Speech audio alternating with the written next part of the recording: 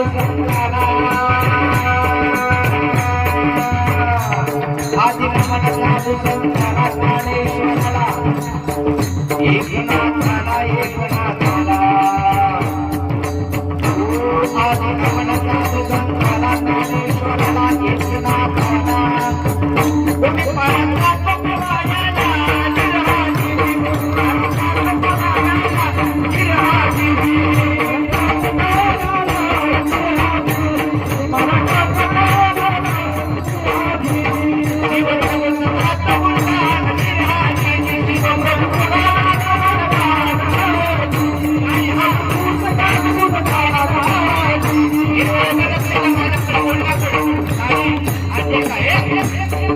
महाराष्ट्राच्या मातीमध्ये तुमचा जन्म झाला।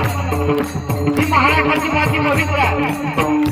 या महाराष्ट्राच्या मातीमध्ये संत हिंदू हृदय सम्राट शूर वीर राजे महाराजे याच महाराष्ट्रात याच भारत देशात तुमचा आमचा जन्म झाला।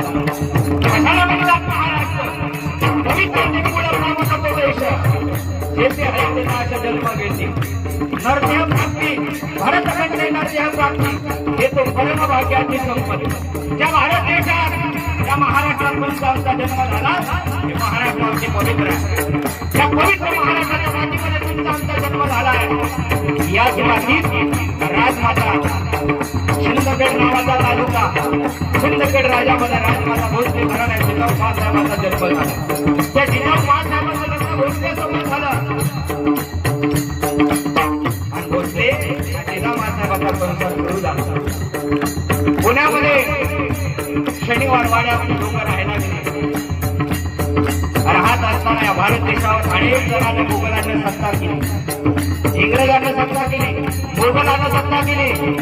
पण त्याच सत्तेच्या वातावरणात राजमाता जिजाऊ महासाहेब रस्त्याला जात असताना या महाराष्ट्राच्या मातीमध्ये भर रस्त्यात गाय कापल्या जायची। याच महाराष्ट्राच्या मातीमध्ये भर रस्त्यात माता माऊलीचे अग्रोळ येशिला टाकल्या जायचं।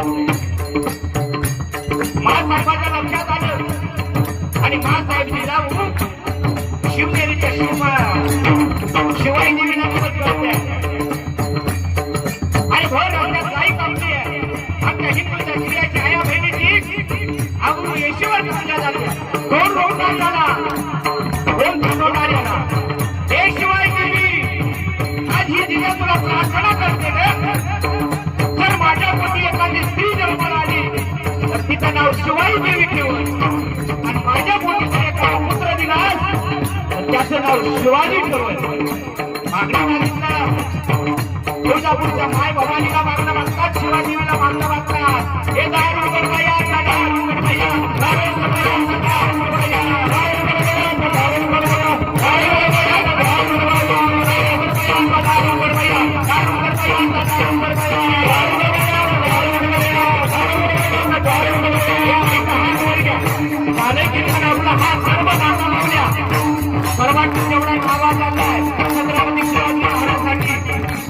माऊली जिजामातासाठी टाळी वाजवायचे। मावश्या हात वर सर्वांनी एक टाळी एक आई शिवाई देवीला माता तुळजा भवानीला देवी माऊली जिजामा म्हणत होता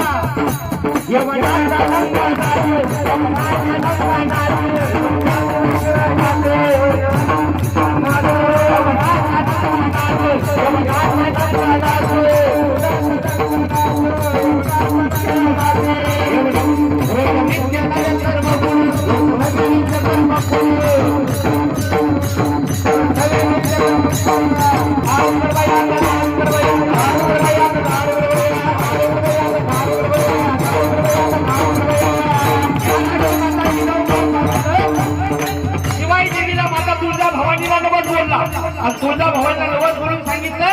रोज नवा नाद आम्हाला पाहायला मिळतो। कोण रोखणार रे? कोण गाईला वाचवणार? कोण आमच्या आईला वाचवणार? कोण आमच्या बहिणीला वाचवणार? हे नवस बोलला आणि तो नवस पूर्ण केला माझ्या तुळजा भवानीच्या